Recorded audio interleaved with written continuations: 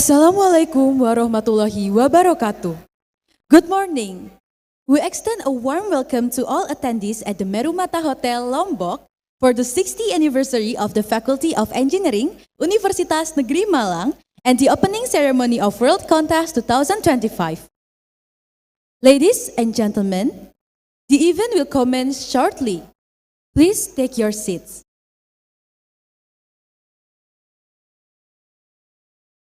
To the Governor of West Nusa Tenggara, Director of Universitas Negeri Malang, Director of Universitas Mataram, Director of Universitas Bumigora, members of the Forkopimda of West Nusa Tenggara, distinguished academic college, keynote speakers, participants of the international conference, and the academic communities of Universitas Negeri Malang, Universitas Mataram, and Universitas Bumigora.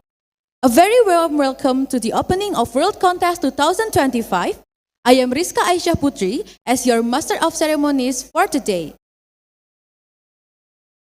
World Contest 2025, formerly known as the World Conference on Technology, Engineering, and Science, hosts 4 international conferences: the International Summit on Sustainable Energy, Functional Material, and Industry, the International Conference on Electrical, Electronics, and Information Engineering, the International Conference on Innovation in Food Science, Culinary Arts, and Fashion Technology, the International Conference on Green Construction and Civil Engineering Education.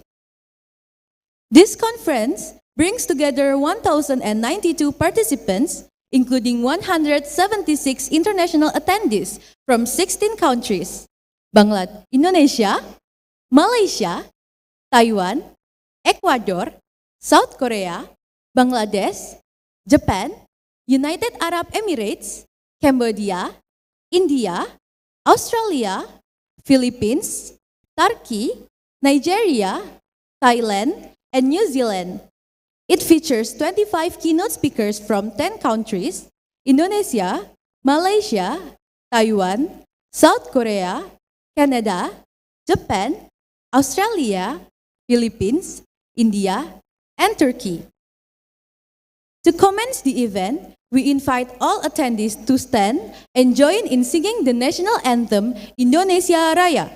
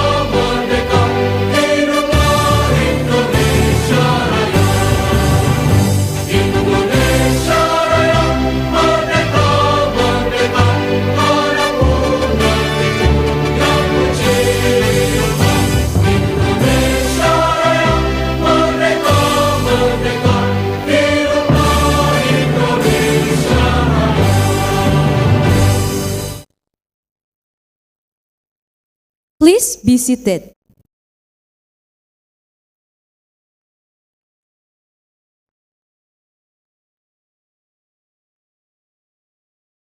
We would like to give you insight into the Faculty of Engineering, Universitas Negeri Malang 60-year journey and achievements. We invite you to view the following profile video. The Faculty of Engineering at State University of Malang, commonly known as FTUM, has a long history filled with achievements and transformations.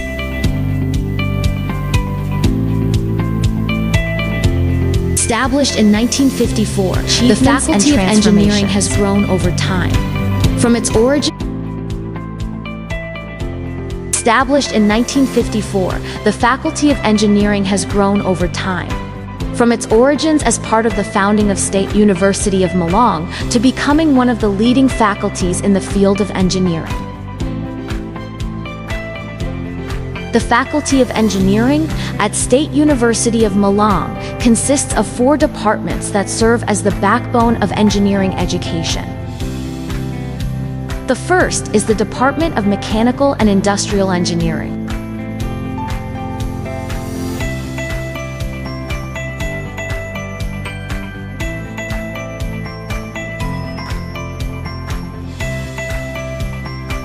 The second is the Department of Civil Engineering and Planning.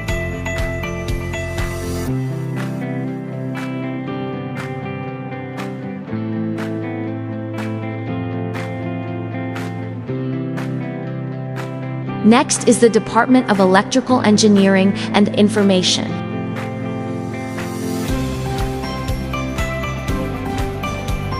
Last is Department of Culinary Arts and Fashion Education.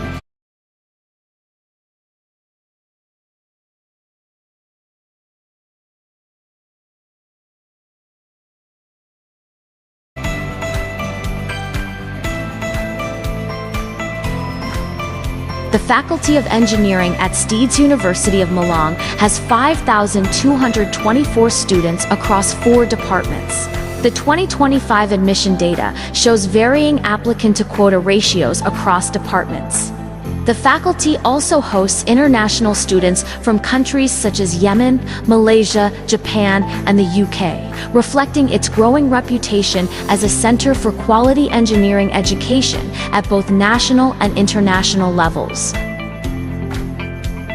The Faculty of Engineering at State University of Malang has 173 faculty members across 4 departments, with academic ranks including professors, associate professors, assistant professors, senior lecturers, and lecturers. This diverse academic composition reflects the faculty's strong commitment to high quality education and research in science and technology. The following table presents the distribution of educational support staff across departments.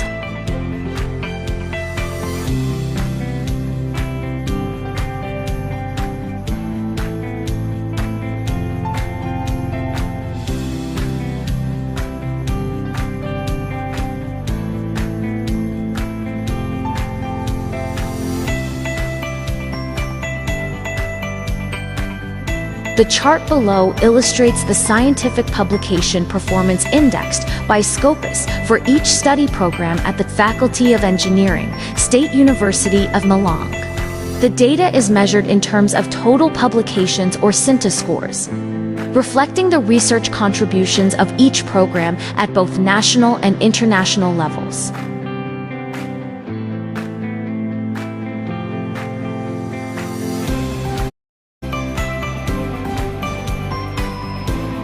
The following chart presents the breakdown of the number of funded research projects by department through internal funding in 2025. Overall, the Faculty of Engineering has attained 63.12% of its annual target, demonstrating notable progress marked by an 11.04% increase compared to the previous period.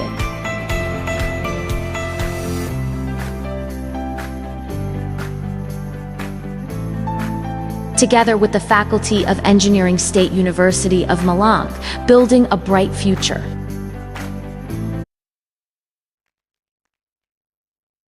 Thank you for watching the inspirational video about the Faculty of Engineering's journey. Now, to honor Indonesia's cultural heritage, we present a traditional dance performance representing the diversity of the Nusantara.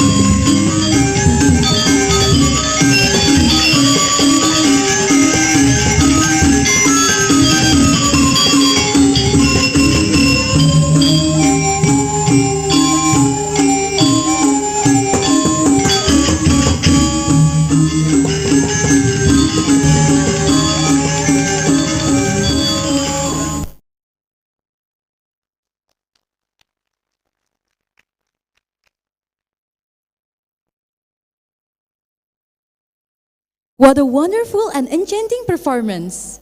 That was the Tari Kembang Sembah, a traditional dance from North Lombok.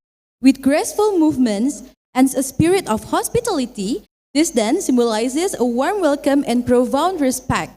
The same spirit of welcoming and embracing new ideas has always been at the heart of our Faculty of Engineering. Distinguished guests, ladies and gentlemen, and all the esteemed attendees, for 60 years, the Faculty of Engineering has advanced education, research, and community service. This journey has been marked by countless hours of dedication, tireless innovation, and a collective commitment to excellence. As a testament to this remarkable journey and our global network, we would like to share a special message from our college and partners from around the world.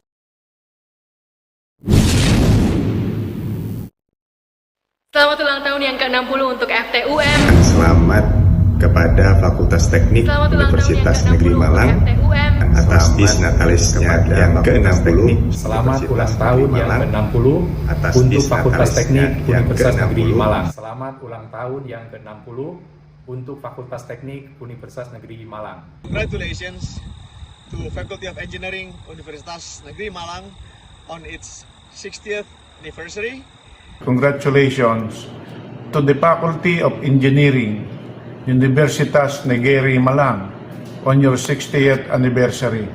Congratulations on 60 remarkable years, Faculty of Engineering, Universitas Negeri Malang. Congratulations to Faculty of Engineering, Universitas Negeri Malang. We are happy to celebrate the 60th anniversary Faculty of Engineering, Universitas Negeri Malang, Indonesia. Wishing you continued success, fresh innovation, and strong global collaboration in the years ahead. We hope that you have continued success, innovation, and global collaborations in the years ahead. It is my great honor to extend warm greetings to the Faculty of Engineering, Universitas Negeri Malang on its 60th founding anniversary. May you continue to uphold excellence and serve as a leading reference in science and technology, particularly in academic education, vocational training, and professional development. Congratulations and more power. Semoga Fakultas Teknik UM terus berjaya menjadi pelopor dalam pendidikan, penelitian, dan pengabdian masyarakat, serta memberikan kontribusi nyata bagi bangsa dan negara. Thank you for that wonderful applause. Now, as we move forward, we'd like to provide you with an overview of the event that brings us all here today. To deliver the official report for the World Contest 2025, we are honored to invite the chairman of the World Conference on Technology, Engineering and Science, Contest 2025, Mr. Yahya Zakaria MT. Please welcome to the stage.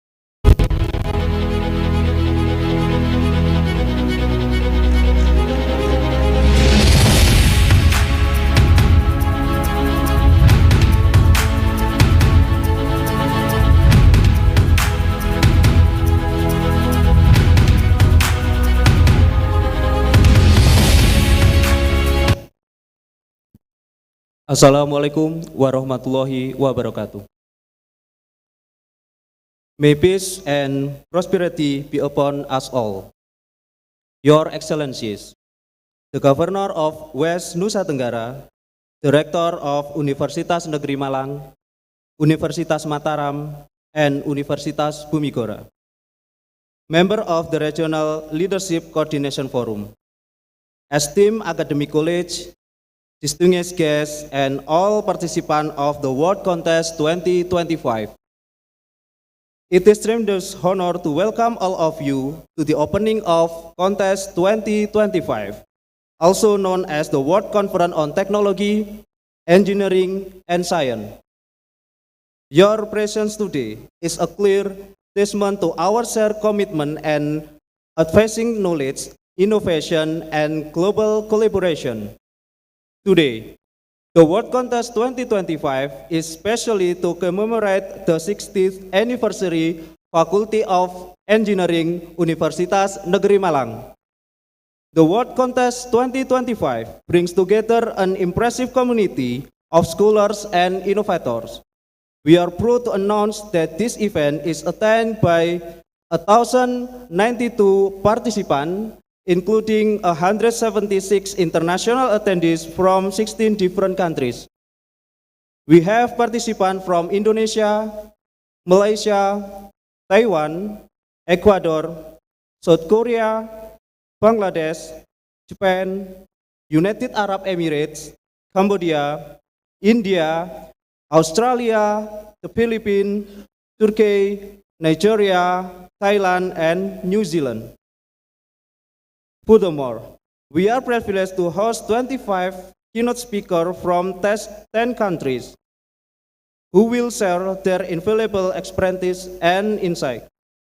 Under the umbrella of this event, the Faculty of Engineering Universitas Negeri Malang, in collaboration with the Faculty of Engineering at Universitas Bumigora, the Faculty of Engineering, the Faculty of Economic and Business, and Faculty of Food Technology at Universitas Mataram is hosting 4 international conferences.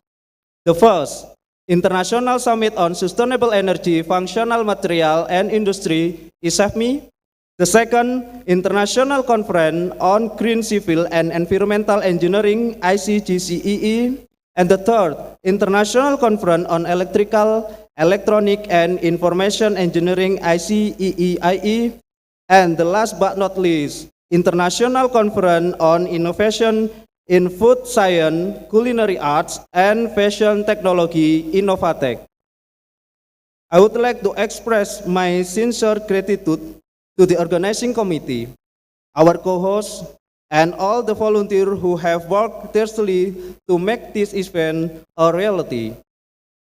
Their dedication and hard work are the foundation of our success. To all participants, I hope this conference serves as a platform for meaningful discussion, groundbreaking collaboration, and the forging of new friendship. May your time here be productive and inspiring, leading innovation that will benefit society for years to come. Thank you. Wassalamualaikum warahmatullahi wabarakatuh.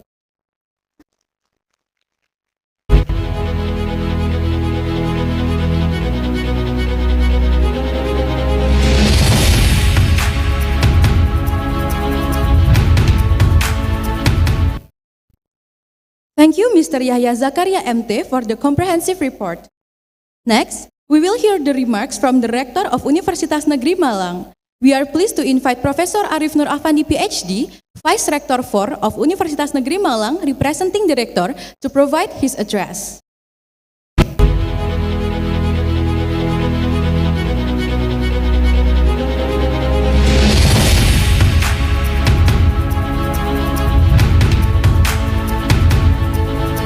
Bismillahirrahmanirrahim. Assalamualaikum warahmatullahi wabarakatuh.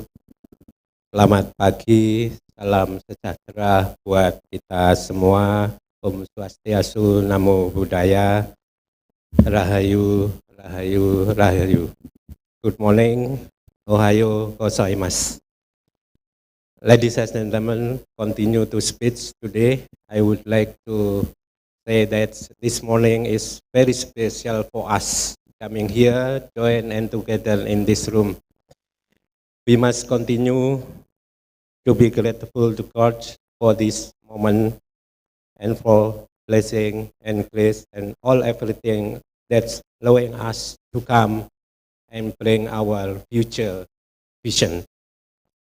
We also should be proud about our nation language, which recognized by United Nations. So it means we have to make a more popular Bahasa Indonesia become not only for the dialect international community, but also in the international forum. So now I would like continue, I would speak with yang kami hormati Pak Dekan, Prof. Andoko yang meng-host acara hari ini. Selamat sudah membuatkan satu flagship program baru bagi Fakultas Teknik. Applause untuk Fakultas Teknik. Yang kami hormati pula Bapak Gubernur Nusa Tenggara Barat atau yang mewakili beliau saat ini sedang mengkoordinasikan kondisi yang kita semua tahu hampir di seluruh Indonesia. Tentu kami banggakan mitra-mitra kita, Bapak Rektor Universitas Mataram, Bapak Rektor Universitas Bumigora, dan seluruh jajaran yang mewakili. And also the Honorable, all of the keynote speaker for our conferences, 4 conferences belong to this forum for around the world. Thank you very much for your coming and support for all our conferences in the department. Also, thank you very much for all the participants for on-site and online mode for the joining this event. Minasama walasino bokara mosio gumaska hachisetsuni kogakubuto rokusai omedeto gozaimasu. Kono henkara masugete kogakubuka saikayo anatana ubeng sumas masuku aruku arigatou gozaimasu. Hadirin yang kami hormati, dalam 60 tahun keberadaan Fakultas Teknik telah membawa perubahan besar bagi Universitas Negeri Malang. Prestasinya baik nasional maupun internasional tidak kita ragukan lagi. Tentu ini merupakan kerja keras kita di bawah seluruh jajaran yang terlibat, baik mahasiswa maupun dosen maupun pendidik. Ini menunjukkan Bapak Ibu semuanya, Fakultas Teknik menjadi sebuah harapan baru yang turut memajukan Universitas Negeri Malang. Mudah-mudahan ini akan membawa kita semakin diakui di jajaran internasional akan keberadaan, potensi, peluang, tantangan, dan kontribusi semua akademika Fakultas Teknik di dunia. Ladies and gentlemen, today engineering faculty has a new flexible 4 hours meeting internationally. We call it the CONTES 20 and 25 for the first time today, this in Mataram and Lombok. Please applause for the CONTES for 20 and 25. With the mind-sparkling views for the future, integrating innovative solutions for a sustainable future. This is the main issues for the international forum, how we can maintain our globe with a new and future vision to maintain our life better for the tomorrow. We prepare not for us, but our generation next for the better life and better maintenance for environment. This is the main key point for our discussion today, this morning, which wonderful keynote speaker will deliver all the view, opportunity, and opinion, and how to bring us become for the smart institution, because the smart community for the face, the good era for the new mission faculty engineering. Shaping the knowledge, shaping the knowledge, and as the one for the agent for the of change. This is very important. Ladies and gentlemen, Bapak Ibu hadirin, minasama kono nijugo kontesto wa nakaniga kokusai ijai ditsu nakaniaru yongkai kokusai arimas. Iro nakaniga, the first is International Summit on Sustainable Energy, Functional Material and Industry. This is the one concise for this contest. The second is International Conference on Green Civil and Environmental Engineering.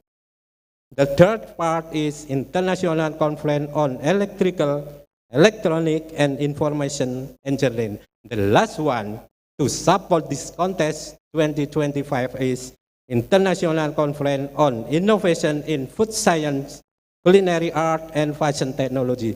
This is the all of ours, proud for the international program in this morning. So I would like to gratitude for all participants around the world becoming in Mataram on site and belongs to the online modes. Thank you very much for all. Hadirin yang kami hormati, semoga kontes 2025 menjadi harapan baru untuk membawa Fakultas Teknik cuts for the knowledge and cut for the innovation for future better living and better life. Bapak Ibu yang kami hormati, mudah-mudahan pagi hari ini kita akan membuka wawasan baru tentang bagaimana hidup bisa lebih baik, bagaimana merawat peradaban supaya lebih bermartabat. Terima kasih kepada semua pihak yang sudah mewujudkan agenda hari ini menjadi bagian penting sejarah Fakultas Teknik memulai titik baru membuka harapan menjadi Fakultas Teknik yang berkelas dunia. Regarding this morning, I would to extend my gratitude on behalf of the Universitas Negeri Malang. I would like to deliver my thanks to all and congratulations Pade for 60 years. Kokusenai. Terima kasih. Arigato. Thank you very much. Wassalamualaikum warahmatullahi wabarakatuh.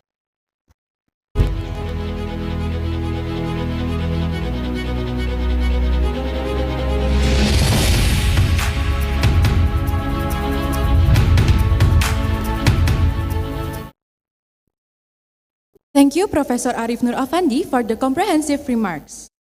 And now, we are honored to invite the Rector of Universitas Bumi Gora, Profesor Dr. Antoni Anggrawan, to deliver his remarks.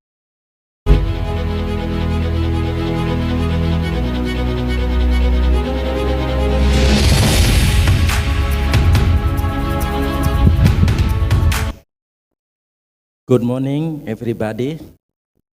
The Honorable the Governor of West Nusa Tenggara, or an official representing the Honorable the Vice Rector of Universitas Negeri Malang, the Honorable the Dean of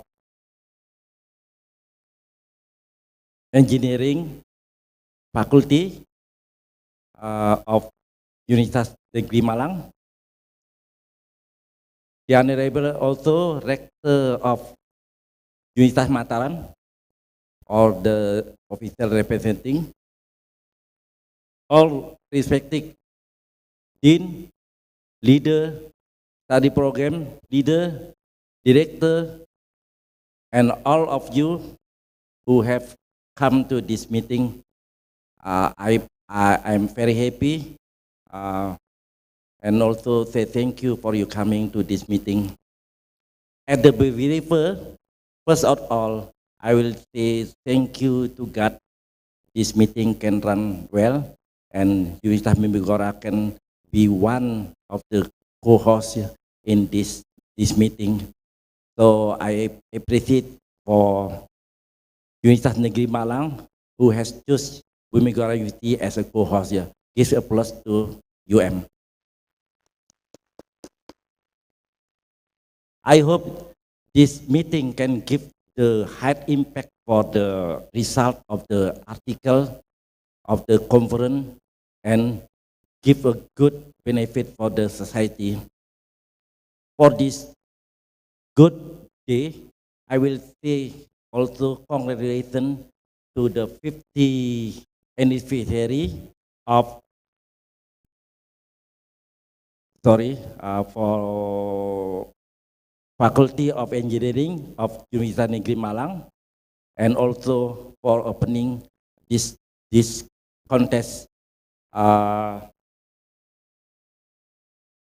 meeting.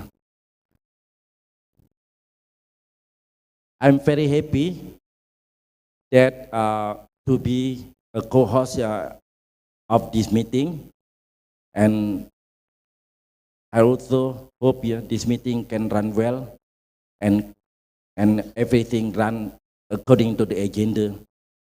Like the private say, no ivory is not cracked. So I also know it's not all perfect. So for this one, on behalf of Universitas Bumi Gora name, I apologize for all of coming in this meeting. That's all. Thank you.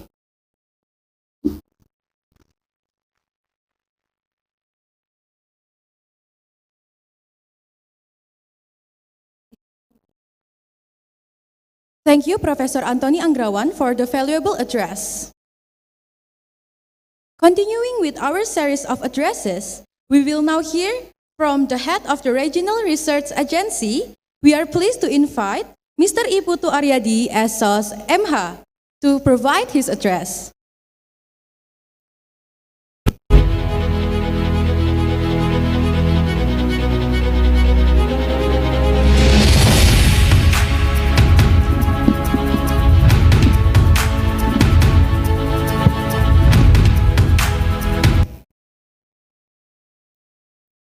Selamat pagi, salam sejahtera untuk kita semua. Assalamualaikum warahmatullahi wabarakatuh. Om Swastiastu, Namo Buddhaya, Salam, salam kebajikan, rahayu buat kita semua. Yang kami hormati Rektor Universitas Negeri Malang, dalam hal ini diwakili oleh Wakil Rektor 4. Yang kami hormati Pak Rektor Universitas Bumigora, Pak Antoni, Rektor Universitas Negeri Mataram atau pejabat yang mewakili, Dekan Fakultas Teknik Universitas Negeri Malang, Pak Andoko, terima kasih. Singkatnya seluruh hadirin, all participants CONTES 2025 di Mataram, Nusa Tenggara Barat, yang berasal dari 16 negara kalian. Singkatnya hadirin hadirat yang berbahagia, pertama mari kita bersyukur pagi ini kita bisa bertemu di sini dalam rangka CONTES 2025 World Conference on Technology, Engineering and Science yang dilaksanakan di Hotel Merumata Senggigi, Nusa Tenggara Barat ini. Atas nama pemerintah Provinsi NTB, kami menyampaikan ucapan selamat datang kepada seluruh peserta, baik yang hadir langsung maupun hadir secara daring. Mudah-mudahan pertemuan CONTES yang dilaksanakan hari ini akan memberikan dampak dan manfaat yang besar dari Universitas Negeri Malang menuju dunia. Lebih lanjut kami mengucapkan atas nama pemerintah Provinsi NTB mengucapkan selamat ulang tahun ke-60 kepada segenap sivitas akademika Universitas Negeri Malang. Mudah-mudahan di usia 60 ini membawa kemajuan dan terus berjaya berkontribusi bagi kemajuan Indonesia di dunia internasional maupun untuk kemajuan masyarakat Indonesia di kancah-kancah global. Hadirin dan hadirat yang berbahagia, NTB adalah salah satu provinsi yang merupakan salah satu destinasi baru pariwisata prioritas nasional. Hari ini ada event internasional juga di KEK Mandalika. Harapan kami seluruh peserta kegiatan kontes ini di sela-sela kegiatan nantinya bisa mengunjungi destinasi yang ada di Nusa Tenggara. Mungkin ini yang bisa kami sampaikan. Sekali lagi atas nama pemerintah Provinsi NTB, kami sangat berbahagia, merasa tersanjung Universitas Negeri Malang dan seluruh peserta kontes 2025 ini dilaksanakan di Nusa Tenggara Barat. Mudah-mudahan ini merupakan bagian dari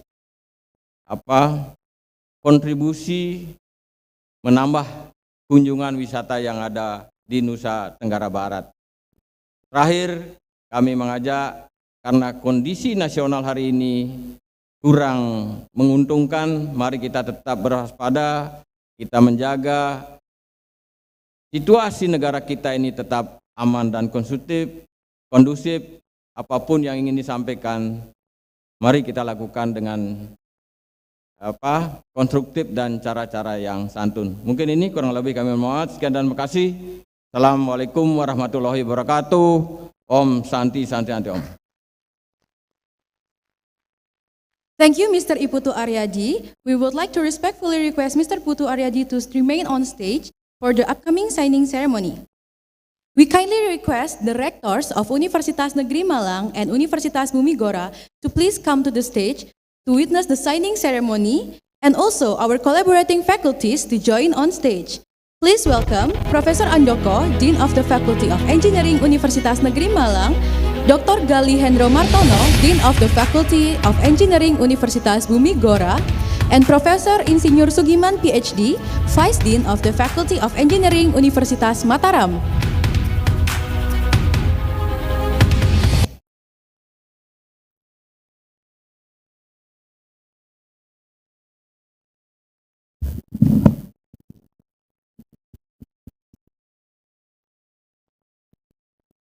Distinguished guests, Ladies and gentlemen, let's receive for the formally opening for our event today, this morning, with the name of God. Bismillahirrahmanirrahim. CONTES 20 and 25 formally open.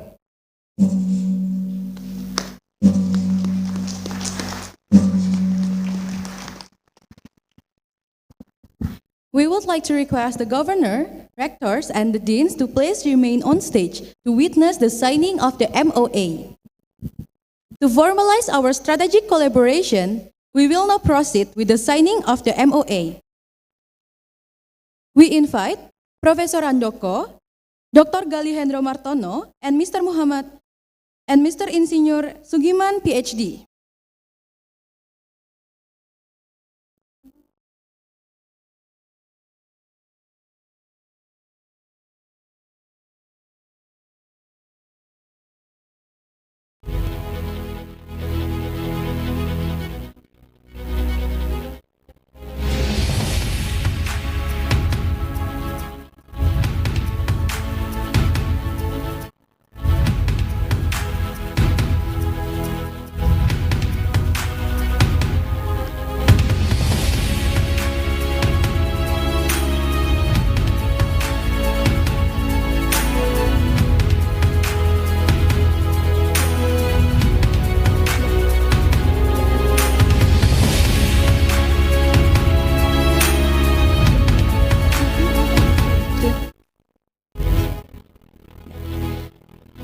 We would like to present a token of appreciation to rectors of Universitas Bumigora and Universitas Mataram.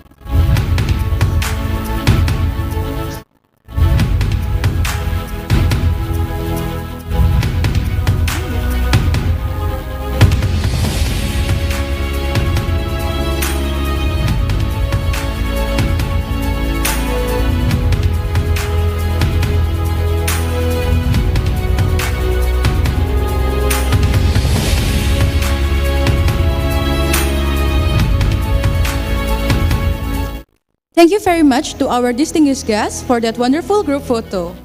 You may now return to your seats.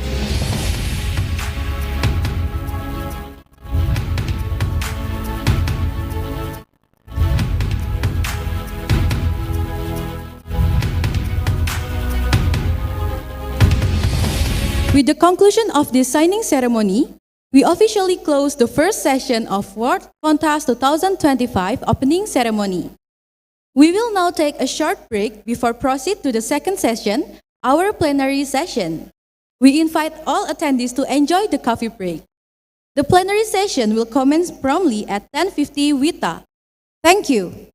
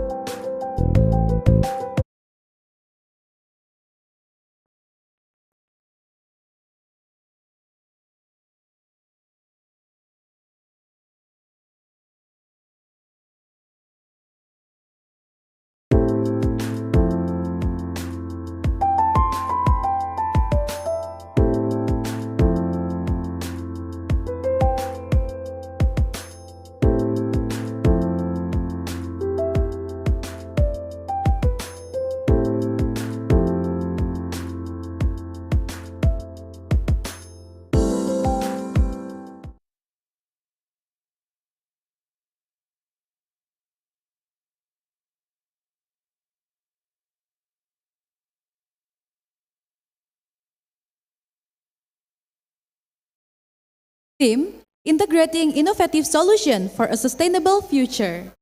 Addressing Global Challenge in Sustainability Through Interdisciplinary Innovation. The session will be moderated by Insinyur RR Poppy Puspitasari PhD, a distinguished expert in nanotechnology and mechanical properties from Universitas Negeri Malang. We invite Insinyur RR Poppy Puspitasari PhD, as well as our keynote speakers, Profesor Azlan bin Muhammad Zain, Profesor Maryam Jamilah Ghazali, Dr. Musfira Zulkarnain, and Dr. Paryono to take the stage.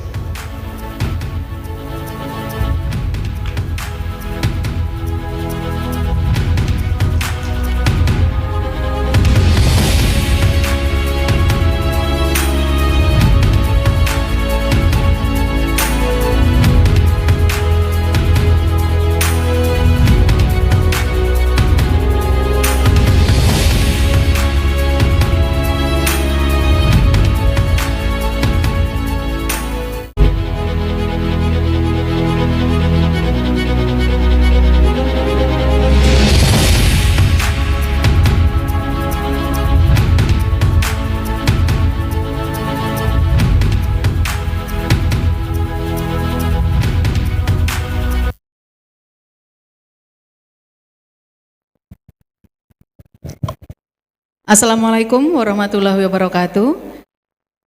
Good morning, distinguished guests and esteemed speakers. Welcome to our special plenary session with the theme of Integrating Innovative Solutions for a Sustainable Future. I am Poppy Puspitasari, deeply honored to be your moderator today. This topic is critically imperative amidst the global challenges that we face, from the climate change to resource crisis. The Faculty of Engineering at Universitas Negeri Malang is proud to present this discussion as a part of 60th anniversary of the Faculty of Engineering UM and the inauguration of CONTES 2025. It is my great pleasure to introduce the four experts who will be sharing their wisdom with us. They have dedicated their careers to their respective fields and their work provides invaluable insight into the innovative solution. So they are, first is Profesor Azlan bin Muhammad Zain from University Teknologi Malaysia, who will share insight on the transformative role of digital technology, artificial intelligence, and system optimization. The second one is Professor Maryam Jamilah.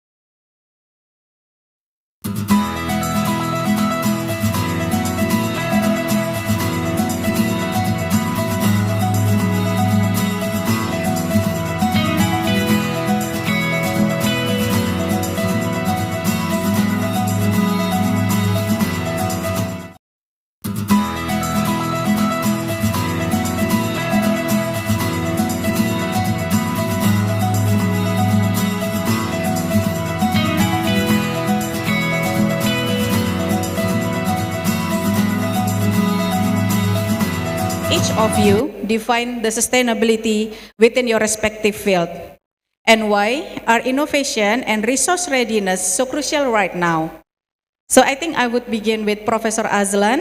Prof. Azlan, to open our discussion, how do you see this concept about the sustainability and the resource readiness in your perspective in technology and AI? Please, Prof. Okay, thank you, Mr. Moderator. Okay, right. We are talking about the concept of the digital. About the digital. When we are talking about digital, is back to the concept of number. The digit. The digital is digit. The digit of 0 and 1. 0 and 1 is the basic digit we use. We apply in the machine programming. So all the machines are processed by using the concept of 0 and 1. We call the assembly language. So we start with the concept is Simple. There are three phases. The input, process, and the output. The input is the data. Data is very important to make the decision. So the data we transfer into the process. Process do something on the input. So the output to be the information. The information. So all the decision we target. So that's the definition of the digital in terms of the sustainability. Okay, thank you. Thank you, Prof. Azlan. So if I conclude your first question, first answer is that the digitalization is actually from the input process to output, which is from the data and then we processing into become the output. Whatever the output is the product or anything. So Prof. Mariam, what is your comment on this, about this concept of the sustainability and also the resource readiness in the field of materials and energy in terms of the tribology? Thank you. Yeah, thank you very much, Prof. Poppy. First of all, I would like to take this opportunity to say congratulations to the organizing committee, to the host on your 60th anniversary. Yeah? And again, I just want to applaud and give credit to the host and the organizing committee, because the moment I walked into the conference, I noticed that you don't have any tag or whatsoever. So I think that's a big step. Okay, you should be very proud of yourself, because we try to reduce paper. Right? Congratulations. I like that. Okay, to me, to define these materials, yeah, especially what is our role for readiness towards sustainability, I think I would like to relate that to our Holy Quran, yeah, because even though in our Quran it did not mention the modern words, they do not use sustainability, but the teaching actually emphasizes balance, stewardship or Khalifa, and also accountability. So those three things, I think that's the foundation of sustainability. And as we all know, our Creator, God, Allah, has appointed us as a trustee, in this case the Khalifa, to take care of the earth, okay, not to exploit it recklessly. And this actually implies us, a human, our responsibility to preserve the natural resources, especially for future generation. And then when we talk about accountability, it's because we human will be accountable for whatever we do on this earth, yeah, how we treated the earth. And then the main important thing is we need to have this mindset in avoiding waste. This actually applies to almost everything: food, water, energy, and even wealth, yeah? Our natural resources. So this is somehow, it perfectly aligns very well, yeah, with the sustainability idea. Okay, thank you very much. Thank you, Prof. So if Prof. Mariam said that we have to back to the Quran, with the Quran said that we need the balance, continuity, and this is also related with the accountability to take care of the earth, especially with how we manage the waste and so on, etc. Okay, that is very fascinating, Prof. And from Dr. Musfira, what about from food science perspective, Doctor? Thank you very much, Dr. Poppy. Yeah, from the perspective of food, we know that food processing is one of the most resourceful impact towards the environment. So when we talk about food, we have to look at a sustainable food system, which is a framework where the production, processing, distribution, as well as the consumptions of the food has to basically look at the impacting, how it can impact human health as well as the health of the planet. Yeah, so we know that food processing involve, high energy intensive, as well as resource, raw material, water, and also generating waste. Yeah, so we have to be mindful, and we can use technology, disruptive technology, basically to develop or execute this sustainable food system framework. Thank you. Okay, Dr. Musfira, that's also a very good insight for us, especially the expertise or maybe our friend that not with the food science background, so that we need to know also for the sustainable food system that has an impact, and also there is how to generating waste using the technology as the sustainable and readiness that we need to achieve, especially for the future also. So next will be Dr. Pariono. As an expert in vocational education, Doctor, how the sustainability manifests in human resource development? Please, Doctor. Okay, thank you, Bu Poppy. Everyone, Assalamualaikum warahmatullahi wabarakatuh, and selamat pagi. Very happy again to thank all of the committee for inviting me to go back home and meet all of our old friends. But because of the time, I'd like to respond to questions. I think most of us here working in education and training, so I think in a way it's all relevant for us in terms of how we can integrate the idea or the concept of sustainability in our practices in education and training, in TVET, Technical Vocational Education and Training.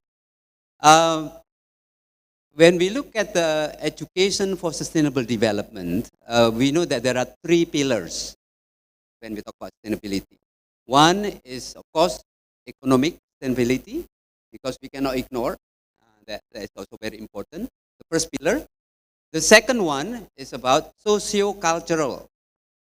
So talking about the local language. This is something that is very striking, that right now the number of local languages is disappearing quite drastically.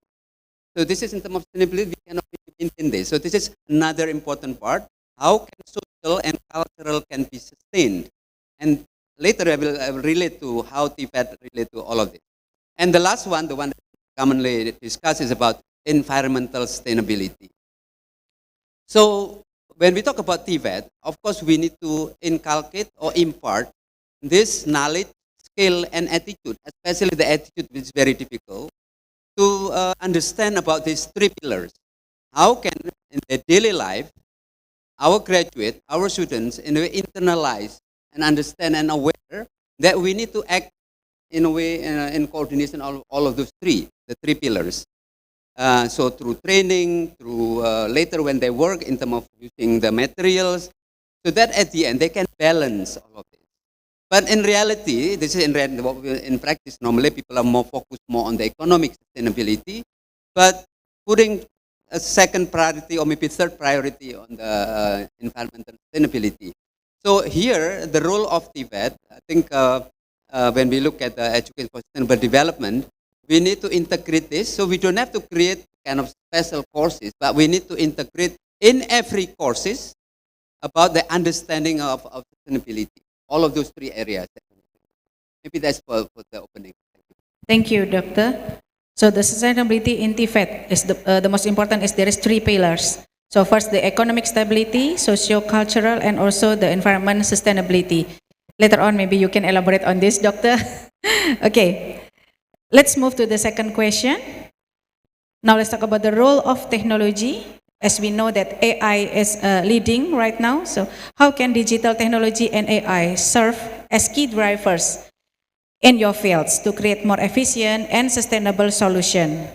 So Prof. Mariam, perhaps you could begin with the perspective from the materials and also from the energy of the role of AI and digital technology. Okay, thank you, Prof. Poppy. So I can say that when we are in the AI era, so AI can actually be the catalyzed material and energy innovation through AI, because we can do so many things with AI. It can assist material design.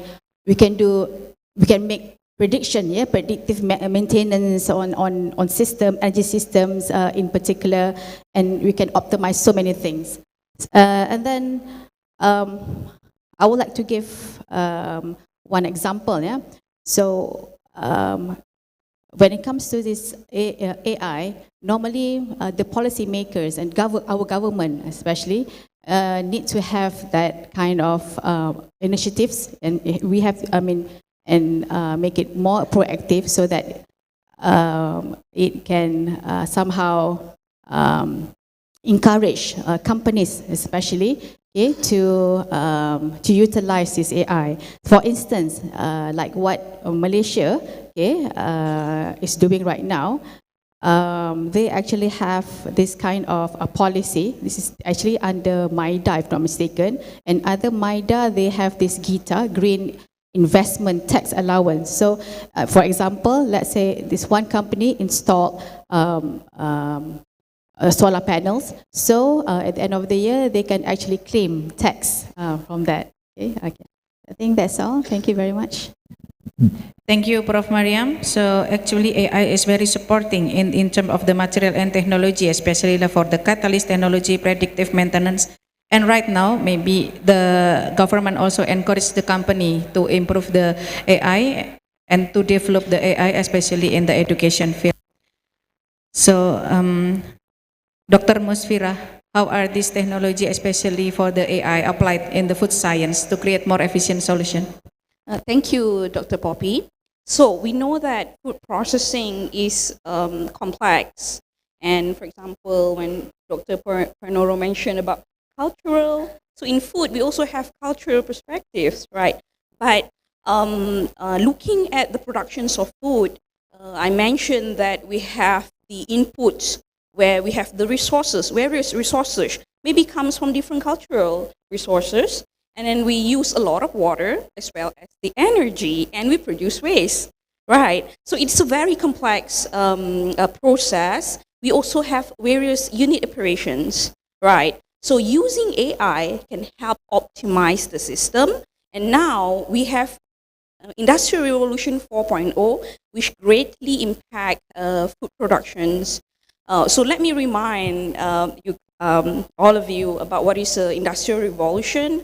Industrial Revolution 1, 2, and 3 has helped us to transform from the human extensive workforce into mechanization, right? In Industrial Revolution 4.0, we're talking about Internet of Things and networking, which integrating systems and technology with humans. Yeah, so now, instead of, we have three levels or aspects of this IR 4.0, where there's collections of the data, monitoring, and lastly is automation, where by collecting large data and integrating with humans, now we're able to flexibly make a more smart decision making, including reducing the energy, the water source, increase more resources. For example, we talk about cultural resources, right? And then we can design the systems to use new resources as well as reducing waste. Yeah, instead of energy extensive, you're looking at more towards upcycle, a circular model. Yeah. Thank you, Doctor. That is very interesting because also the AI can optimize the system for the food production, waste management, and also by improvement for the Industry 4.0 using the IoT and so on with the AI technology. So I think the most interesting part also from Dr. Paryono, how from the context of the vocational education by using AI, maybe the drawback itself. Please, Doctor. Okay, thank you. I think AI, I just want to perceive it or view it from the angle of digital transformations. Because we are now, this will continue. Maybe AI is just one of the, but there will be a lot of new technology that at the end, in terms of the transformation in digitalization, will be more and more. And in Tibet, of course, this is directly affecting because even now when we looking into the process of education, the curriculum, of course, we need to integrate in terms of the AI, including the policy in the curriculum, so that at the end, all of our students aware. But actually, we're not restricting. I think we need to encourage, but how can they use it wisely? I think that is the key that we need to do. And then in terms of teaching and learning, I think we know now, in terms of teaching, we can use so many different kind of tools that also link to the greening. Because I think the twinning, digitalization and greening, this is kind of twin. We cannot separate because by using more digital tools or approaches, this can also save some of the resources that we normally use. So in this case, we need to address this too. In terms of teaching learning, like using VR, AR, like in welding, for example, like teaching welding. Now we can start with using Soldamatic. Basically, you use kind of augmented reality. They look like a kind of real welding, but you don't need to use real materials. So from this, after they get used to it, then they go to the real workshop. But I think from this, we can save a lot of time, also save a lot of resources from doing this. And many other technologies like twinning, digital twins, these are also being used in teaching, technical and vocational education and training, as well as assessment. Now we can assess by all of those skills also by putting some of the kind of cable or something nerve system, so that at the end you can see how the student think, connecting between the mind as well as the hand, but just by looking at the the signals happening. Total reality, Dokter, yes, ya. yes. So that's also not. I don't know whether I shared yesterday kind of presentation just to show in terms of this digital twinning can be adopted in Tibet or at the university. I don't know whether it's possible to show it. If not, then it's okay. I can just maybe later on I can share. But the idea of this two framework is that because we talk a lot about digitalization, we talk a lot about greening, but when we ask, have we practiced this? What level are we? We don't have any assessment. So we developed the assessment tool to assess how ready we are when it comes to digital transformation. We call it SERI, Smart Education Readiness Index. You can see, I think later on you can share the presentations. You can see in terms of how to assess that. And we have been doing this in the 9 countries in Southeast Asia, so that we can continue expanding of the use of SERI. And also we just developed the new one, we call it GERI, which is Green Education Readiness Index. So to see in terms of when we talk about green university, what does this cover?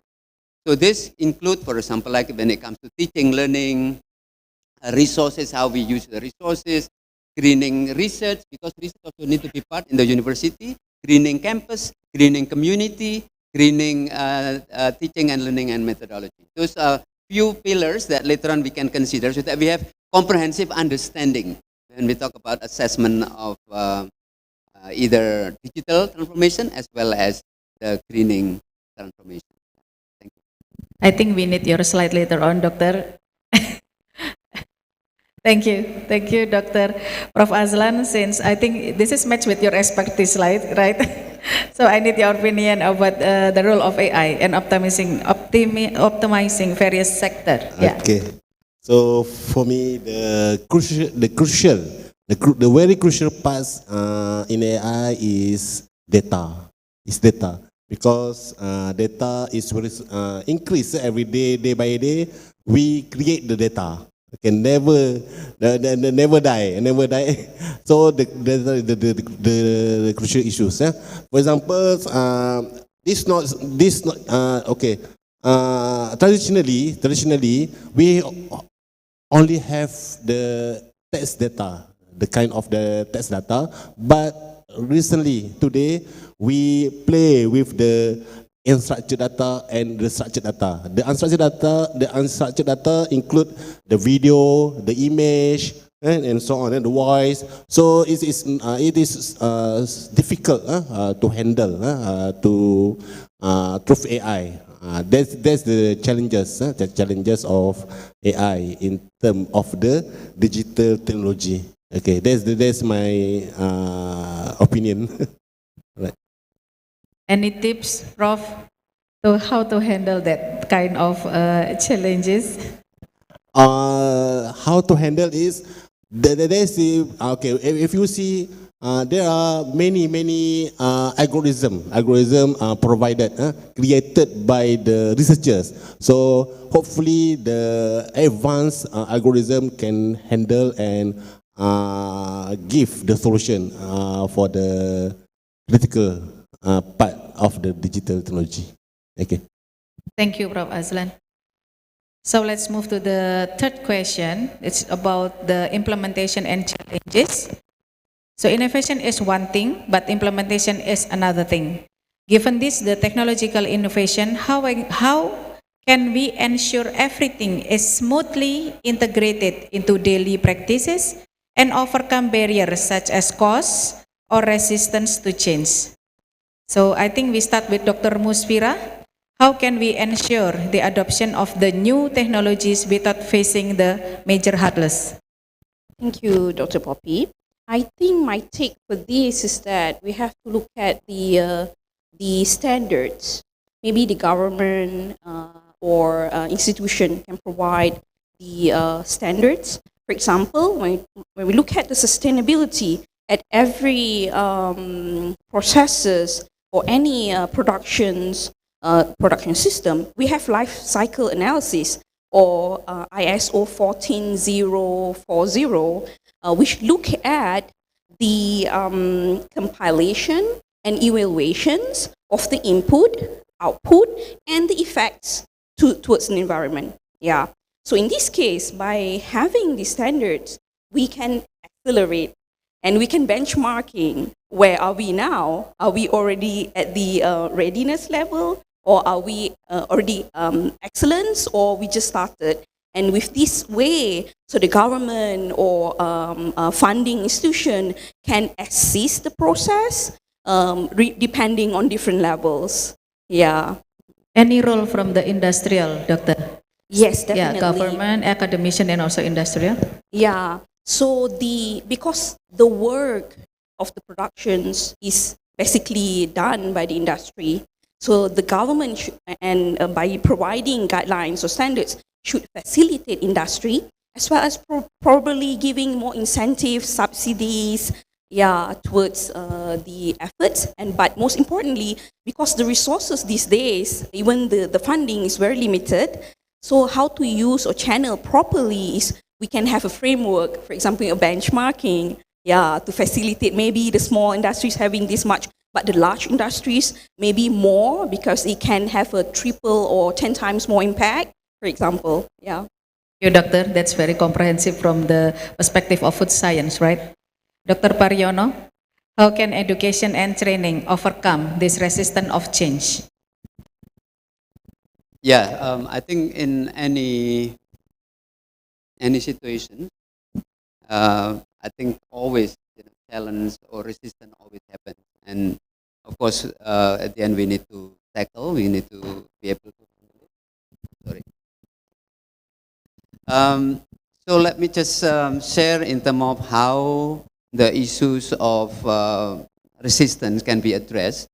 As I mentioned earlier, I introduced the series Smart Education Readiness Index.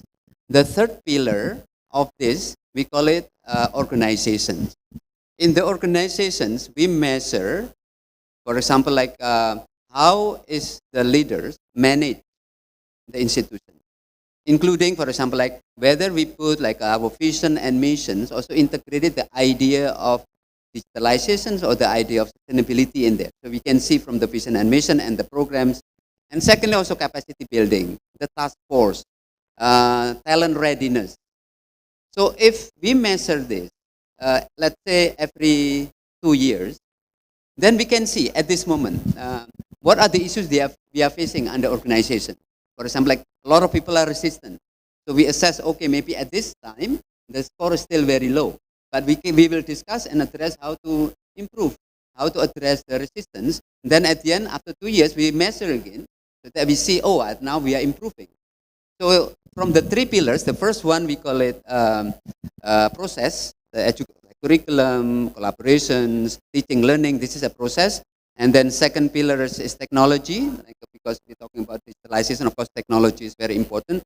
But the third one, this is something that sometimes we overlook, the organization overall. How conducive is the organizations in preparing or in anticipating all of the issues and challenges about digitalization and greening? So if we have a kind of clear measurement, I think you mentioned about either accreditations or standardizations. If we have this kind of measurement, then we know the status and we can continue progressing, because the idea of this series is not to do survey and then finish, but this is a continuous improvement.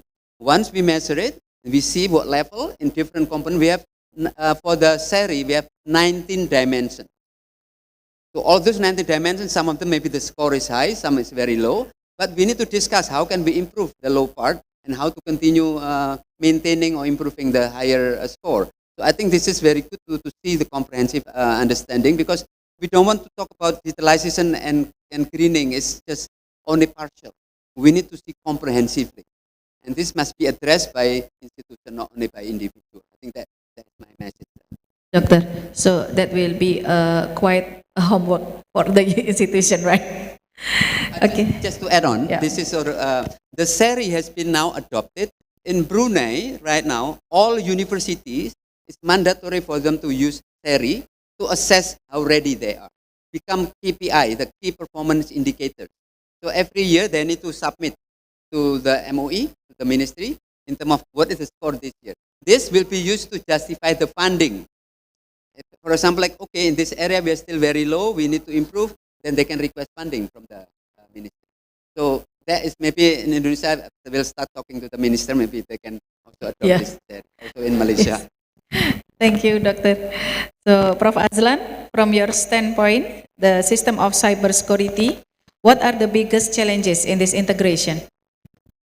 For me, the main challenges is the technology is moving very fast. It's very fast. Every day is very fast.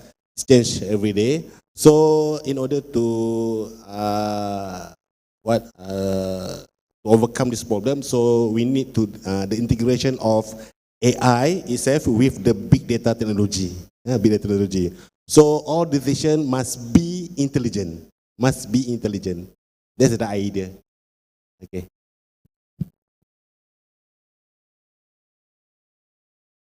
Challenges is only about the big data technology, yeah, Prof? Yes. Okay. Thank you, Prof. Azlan. Prof. Mariam, lastly, how do we ensure that the new materials and technology can be integrated widely and affordably? I think affordably is quite difficult.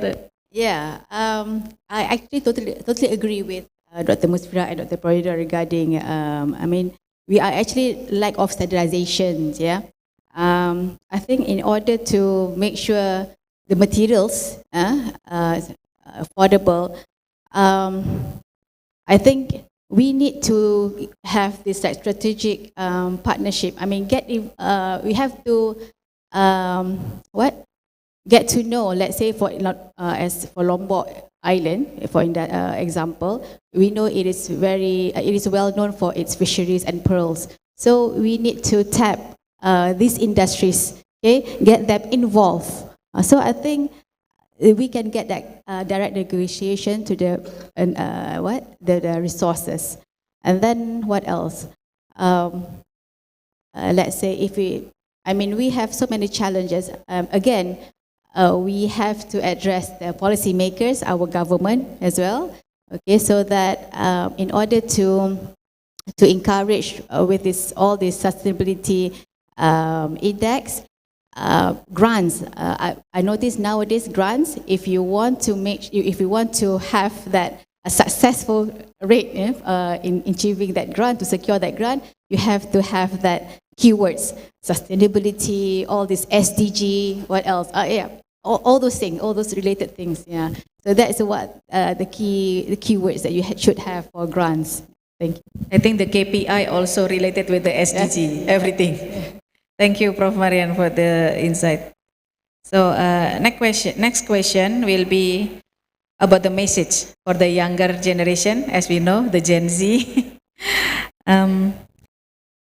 What is the most important key message that you would like to address to the younger generation? Dr. Paryono, I think this is very close with the TFET, right? Let's hear your initial perspective. What is the most important message that you want to address to the young innovator, young generator? Thank you. How many young people are in this room? Because if no message to the young, then to the older, then you need to channel it to the younger generation. I think all of you must be young, okay? I'm consider myself still young, okay? What is the key message? I think this is, now especially, is the time that we are find the most challenging moment because the digital transformations, industry transformations move very quickly. So how can we make ourselves stay relevant? But also we need to think about sustainability of the universe. I think that is very, very important. So my key message, number one, is continue learning. I think lifelong learning, this is, I think in the future, learning is not only depends on the venue, doesn't have to be at the university, doesn't have to be at the training centers, but anytime, anywhere, anytime. So I think that is a key. So I think all of us, I also consider myself still young, so I also continue learning because a lot of things that we can learn in daily life, in whatever area that we are learning, be observant, be mindful, also be aware of what happens at the global stage. Because if we're just looking into our environment, then sometimes we ignore or we overlook what is happening out there.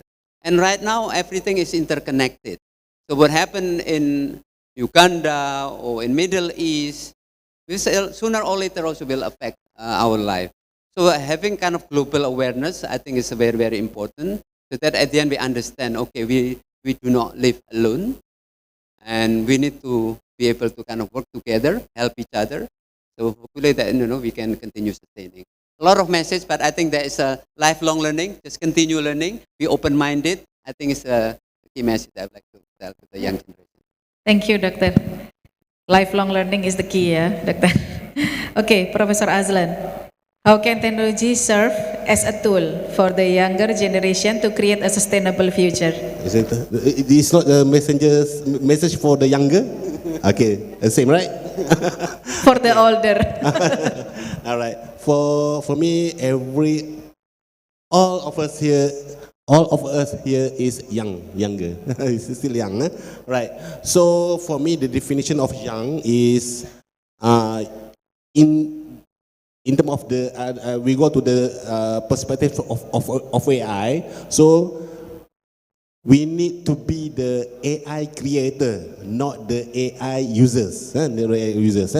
For example, there are many. There are 1,000 of application app available in the smartphone. So we are not user the app, but we ask the younger to create the app.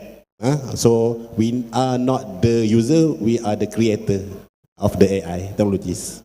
That is my opinion. Very powerful word. AI creator, not AI user. Thank you, Prof. Azlan. Prof. Mariam, what should the younger generation prioritize in the development of materials and energy? Okay. To me, everyone is young at heart. Yeah, no matter how old are you. And I totally agree with Dr. Paryono and Prof. Azlan regarding the lifelong learning and then about creating AI, not just simply using it. So I normally tell my students that you have to have like plans. Okay, once you graduate, of course, you're going to become an engineer. Okay, probably about for the first 5 years as a stepping stone, and then after that, what's next? You need to be creative. Yeah, to be creative and try to create something that in the end, you're the one who are going to create a new job for others.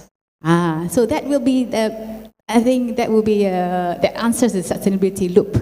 And then another thing, I think us, we human, will be accountable for whatever things that we do to the material resources, anything in the world, of course, right? And then what else? It's the attitude and the mindset. Okay, I just want to share that there's this poet from Persian, Arumi. I don't know whether you have heard of him or not. It says that yesterday I was clever and I wanted to change the world, but today I'm wiser because I'm changing myself. So whatever it is, back to the mindset. Thank you. Thank you, Prof. Mariam. That's very insightful. Dr. Musfira, what is your specific message to those who want to innovate in the food sector, especially for the young generation? Thank you, Dr. Poppy. So basically, I have the message for all of us. Yeah, so when you think about food, think from farm to fork, beyond its ecological footprint. So you must think of the health as well as the sustainability perspective, right? When you consume it, think of how it was produced, what takes it to produce the food itself, right? Yeah. So for the innovations, to the young professionals in particular, so my message is that you must be the agent of change, right? Be the innovator, catalyst. Most importantly, looking at because you are the one who will create what's the future, right? And most importantly, always think about how to make the food more nutritious and sustainable.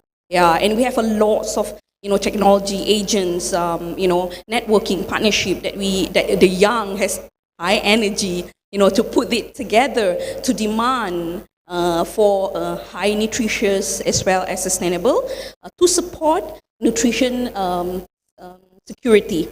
Basically, it's beyond food security. Yeah, that's my message. Thank you. Thank you, Dr. Musfira. So I think the key message is about be innovator catalyst, not only be innovator, right? Okay. So I think we move to the last question about the Dream Project initiative. Prof. Azlan, what is your dream project that would you bring to life with unlimited funds? They were subjective. Subjective question. The answer is subjective. But for me, the dream project is the national. It's not national. It's international AI and big data lab in the but the world level. The world level. So we can share the lab internationally online. That is my dream. So everyone single, everybody single in the world can use the lab, but virtually. Okay, that's my dream. Okay.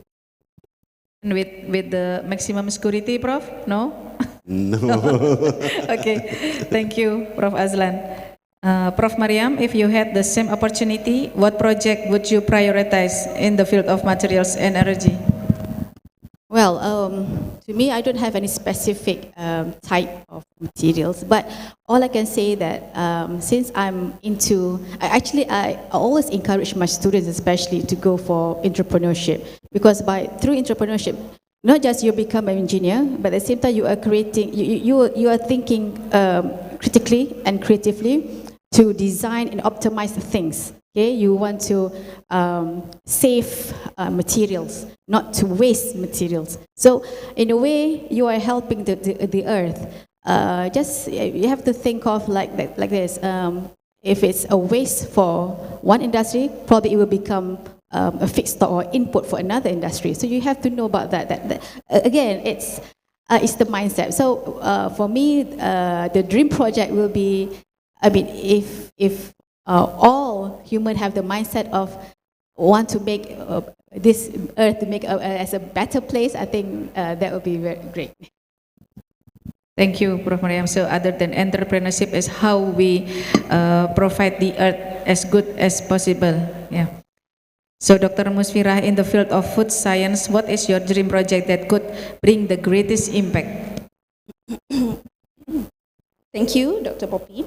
So basically, I'm looking on sustainable innovation food hub, where this basically hub put everyone together. There's different stakeholders, including government, entrepreneurs, industry, local industries, the educators, the young, professionals, especially in the field of food science and technology. Put together, where where we have a framework that support international partnership, and where we can pump in the funding, large funding to allow for technological development, local technological development to solve local industrial problems. Yeah, so we need to support our industry, and it has to be a sustainable framework. From all angles, be it from the material, like Prof. Maria mentioned, from the data science, data collections. We need also a framework of guidelines and standards, harmonizations, because now we are not working on silo. It's not only on locals. We also, for example, this model can be applied to other international settings, for example. Yeah, so we need harmonizations, and most importantly, everyone working together. Yeah, I want to share one thing I like the most, especially when Promira mentioned about entrepreneurship. When I was in the US, we have like an association where it happens outside campus. Like every week, any social innovators or social entrepreneurs who likes to, engage, pitch idea, looking at what are the problems, real problems, and what are the solutions that we can bring in, coming from different fields and expertise. It was outside campus, and basically it involves, anyone who's interested, including the government, officers, the industry, of course, the students who wants to learn, and the community. Yeah, thank you. So I think one word is about also the collaboration, right, for the sustainability, Doctor. Okay, so Dr. Paryono, lastly, what is your dream initiative for the sustainable human resource development, especially in the vet field? Yes, I'd like to invite everyone to partner with me to realize my dream. Okay, this is very big dream that is not easy to realize, but I think if we work together, maybe we can address it. Of course, the key is still about lifelong learning, giving opportunity to anybody for continuous learning. And I'd like to, again, to try to blur the distinction between formal, informal, and non-formal education. Because I think in the future, all of this must be kind of, later on will be kind of, the in and out will be kind of, again, the boundary will be blurred. So my invitation is that we are now still starting, not a project, but it's part of our, we develop regional knowledge platform. We call it Southeast Asia, so SEA-VET.net. So under CVET.net, we call it CVET Learning, Southeast Asia Vocational Education and Training Learning. So in here, we try to collaborate between training providers, education providers, industry, as well as government. But with the government, this is still the one that I feel like challenging. What we're planning to do is that we compile all of the courses, either online or on-site, with the concept of micro-credential. Because if we try to offer like university, like you need to complete these courses, I think that is a bit too challenging, because I think in the future, many young generation, they like to learn in a short period of time, but meaningful. So stackable credential. So after they finish certain course, either 1 hour, 2 hours, 3 hours, they get some micro-credential. From this, we can use blockchain. So that blockchain, the role of blockchain is to make this course meaningful. So if you have several micro-credentials, if we combine those, will become meaningful to support, for example, like certification in, maybe start with certification first, at least, like certification level 1, level 2. But if they continue developing it, then become kind of degree if necessary, and become maybe even masters and PhD. So if we can have this platform continue growing, now already start growing, the other issue is about recognition. Because who will recognize our certificate? Who will recognize? But university, maybe you don't care, because you have the authority to issue certificate or diploma or degree, because that is your authority. But in real life, when we talk about the workplace, the one who will recognize is company, industry, or the employers. So we need to bring in the employees. The issue is that right now, and I like to channel also, this is the dream of the Deputy Prime Minister of Malaysia, because we keep meeting him and like always dreaming that, can we have kind of body that can issue or endorse certifications that can be recognized by the whole region? Meaning not only just one country, but all of the 10 ASEAN member states. Because right now we don't have it, When you issue certificate in Indonesia, that one is only recognized by Indonesian bodies.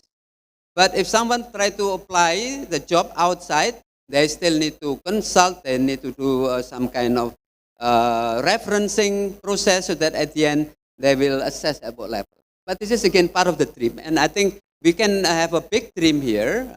How can we have a kind of platform that can offer training programs, but doesn't have to be big, small, stackable, but at the end they can build up into something meaningful. And this course can be developed by anybody, but we need to have some kind of accreditation. Universitas Negeri Malang, you can contribute for certain courses from UTM, from Malaya. So I think will be good if we also develop this together, of course with industry also inside. Right now we have some partners like from LabTech, have a partner from China companies, also from some of the TIFAT providers. So if we can continue building this, I think hopefully that we can have a dream. Our students, our young generation can take courses from anywhere and doesn't have to stay in one room, can be from anywhere. That's my dream. But I think I don't know, maybe challenging, but hopefully that we can continue having this dream to be realized. Thank you. Dr. Paryono. That is very powerful vision of how human resource development and vocational education are the fundamental keys to realizing that all dreams that we heard today. This vision truly ties together all the threads of our discussion, and throughout the session we have not only gained new definition of sustainability from various perspectives. So distinguished guests and all participants, before we conclude, we would like to open the floor for 2 questions from the audience. We invite maximum 2 participants to ask questions to our esteemed speaker. So please mention your name and your affiliation for whom the question will be answered. Please, from the participants, any question? Yes, at the back, Miss. Yeah.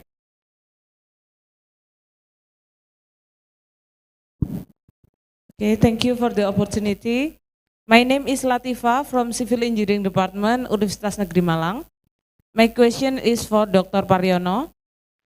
You mentioned before that continuous learning is the key to staying relevant in this fast-changing of innovation. So, can you give us an advice? How can we motivate ourselves, our students, to keep the spirit of continuous learning, and how we can build an ecosystem that truly supports it? Thank you. Other questions? Once more, okay, sir.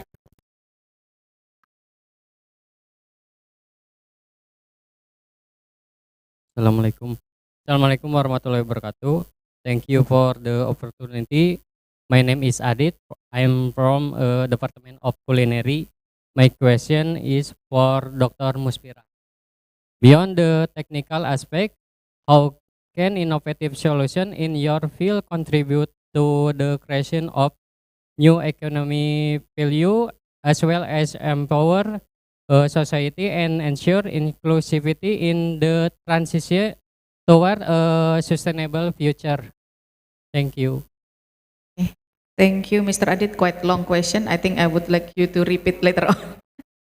Okay, I think for the first question from Ms. Latifa to Dr. Paryono, how to motivate the students to continue the lifelong learning, if not mistaken, yeah? Okay, please. Thank you. Thank you, Mbak Latifa, for very good questions. It seems simple, but actually this affects the environment. In terms of how should we be able to motivate our young generation so that they stay motivated for lifelong learning. I like to share from our neighboring countries, Malaysia. Malaysia is quite good in terms of the recognition of prior learning, the RPL. Because you have apple Malang, but it's apple. Basically, it's what is the stand for? It's a system that can recognize any learning experience that they acquire from either formal or non-formal by going to some kind of training centers or assessment centers, so that at the end this person can be recognized and can be certified. I think in Indonesia we also have some, but it's still not really widely implemented and recognized, especially from the side of the employers. Because this one need to link between the world of education or training and the world of employment, the world of work. Because if we just being recognized of having certificate, for example, but if the employers won't recognize, then they feel like, oh, what is the point for me to have this paper? Not really meaningful. So how can we create a system? And I think Prof. Isnandar is the one trying to promote in terms of recognition of competencies from the point of view from the employers. Because I think we work in the two areas. One is world of education, the other one is world of employment or world of work. And if these two can link, so for example, like, okay, I work with my uncle in agriculture. How can my experience can be recognized? So I can go to an assessment center nearby. I should be everywhere in every city. Can go there and then, okay, can you recognize my competency, my experience? You get recognition, you get certificate. Recognition can be done by many ways. Can be through compiling the profiles, like having some kind of either CV or now more kind of if you compile all of the experience, portfolio. Yeah? So you can create portfolio, bring your portfolio to the assessment center, and then they can say, I think I don't need to give you tests, but I can recognize you. But sometimes, okay, I think you still need to check whether you have this capability. So once this one can be recognized, then at the end they get the certificate, and this certificate also can be recognized by employers. I think if this one can be established in the national wide or even regional wide, I can imagine that I think many young generation will be interested to continue lifelong learning. Right now, I think it's more kind of self-determination, self-motivation. I want to learn because I want to know, but whether this will affect my career or not, maybe not really guaranteed. But if we can create this system that at the end can guarantee that anybody, any learning experience can be recognized from the education and training side as well as from the employment, I think that will make a big change to the motivation of young generation. Thank you, Doctor. So the important thing is how to create the system to build a recognition and certified any person ability to get the notice from the employer. So for the second question, Mr. Adit, for Dr. Musfira, can you repeat your question? I think about the economic value, if I'm not mistaken. Yeah, my question for Dr. Musfira, beyond the technical aspect, how can innovative solution in your field contribute to the creation of new economic value as well as empower society and ensure inclusivity in the transition toward a sustainable future? Thank you. How for the new innovative solution to improve the new economic value, Yes. right? Thank you very much, Adi, for the question. Very brilliant question. Yeah, we talk about technical AI and stuff, but we have to look at the ground, right? I want to give one case study that, what I have been working on for the past 3 years. We are looking at, we are introducing a community, a coastal community with oyster farming until we go towards the ability for this community to produce a functional food. Okay, some of the background of the case study that I'm talking about is where Langkawi Island has been, a tourist attraction with high biodiversity, untouched UNESCO biogeopark. Yeah. However, when we look at the livelihood there in terms of food security and stuff, they're still depending on fishing, wild caught fisheries, and we know that farming or aquaculture can be destructive to the environment. So for this kind of pristine areas water, we introduce non-feeding aquaculture. by non-feeding aquaculture means we introduce bivalves, for example. Yeah, bivalves are non-feeding. You don't need to feed them. What you need to do is you need to introduce the babies into the right environment so that they can thrive. So the impact of this is that it increased the biodiversity of this area, because this area has been widely exploited for its fisheries resources without replenishing a new biodiversity. But when you introduce oysters, for example, and the mussels, green mussels, what it takes is it thrives the environment in a way that it creates a flora and fauna where the fishes, the baby fishes and white biodiversity comes in, up to a point where dolphins come, and visited that place. So it was a floating setup where it is very sustainable in a way that it's minimally impacting the environment. So they're doing it mindfully. And how do innovation takes in? So when we produce these high value resources, although you don't need to feed it, low cost, you see, but we use technology to amplify the nutrient and the benefit to the community and to the economy itself. So for example, we use high pressure processing technology, which is the most advanced technology at the moment, where it can help. Basically, it can facilitate automated shucking, because we know oysters is very hard. You need a skilled person to open it. And let alone talking about the tiny rock oysters, which is underutilized, ugly. The tourists are not eating rock oysters, but they thrive, they grow very fast. So we use high pressure processing technology to open out thousands of oysters in just 3 minutes. Yeah.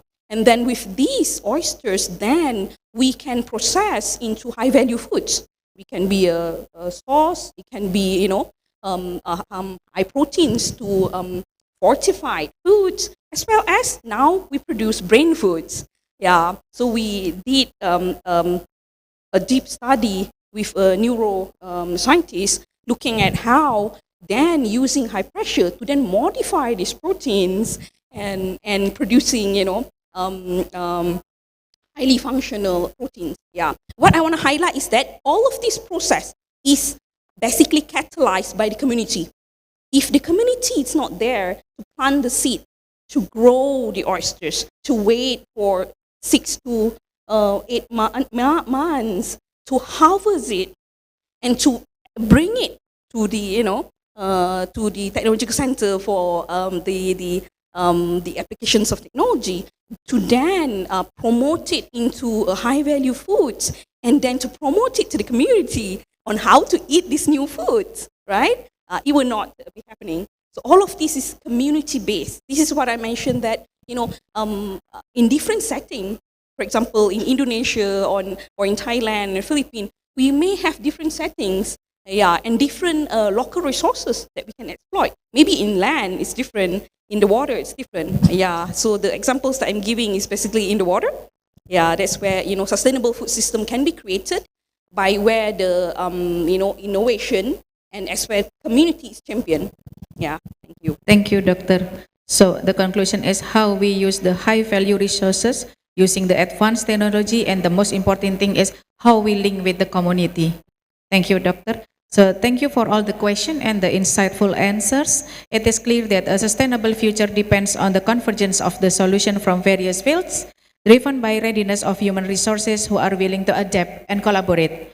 This must be supported by effective governance as we all take the collective action required to build a better future.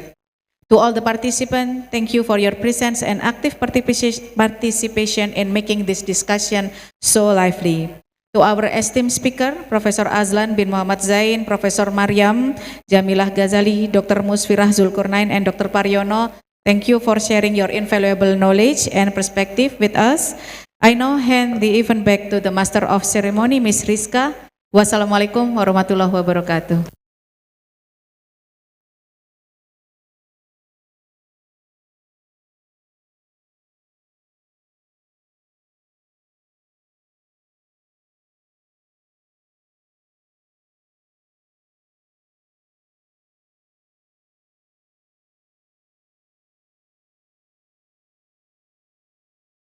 Thank you to Insinyur RR Poppy Puspitasari PhD for moderating, and to the keynote speakers, Profesor Azlan bin Muhammad Zain, Profesor Mariam Jamila Ghazali, Dr. Musfira Zulkarnain, and Dr. Paryono for their insightful contribution.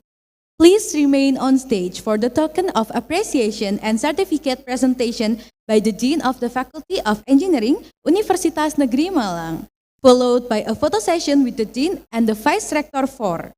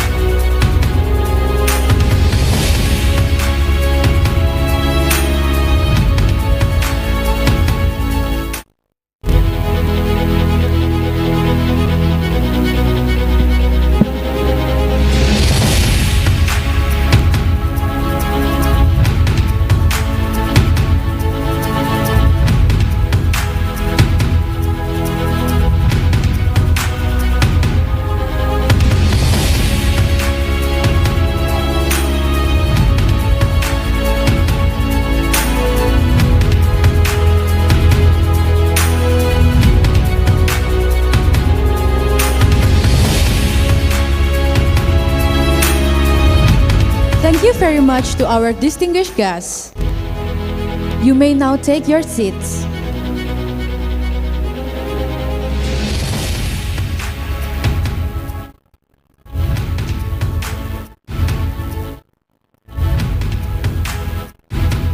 With the conclusion of this plenary session, we have also reached the end of our second session. We sincerely hope that the knowledge shared today provides a strong foundation for advancing sustainable development. We now proceed to the third session, a presentation by our strategic partner. Please view the following video. Jadi wanita mandiri itu penting sekali. Tapi gimana bisa bahagia? Jadi wanita mandiri itu penting sekali. Tapi gimana bisa bahagia kalau semua kerjaan harus kita sendiri yang urusi? Tapi aku percaya bahagia itu bisa kita ciptakan sendiri.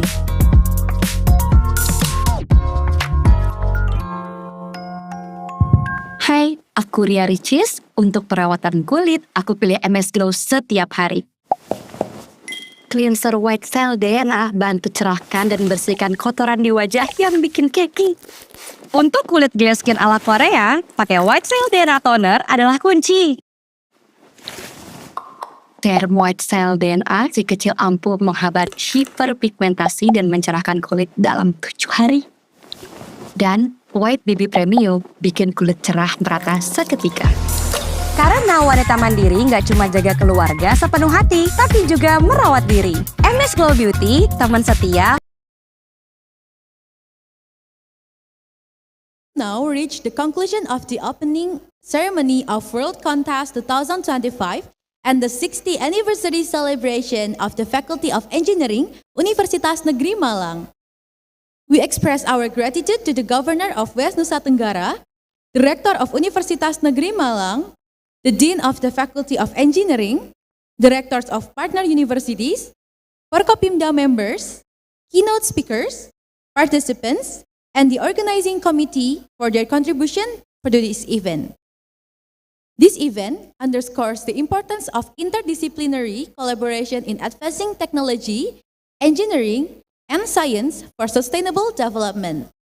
On behalf of the organizing committee, we apologize for any shortcomings. We anticipate continued collaboration in future initiatives to advance global innovation.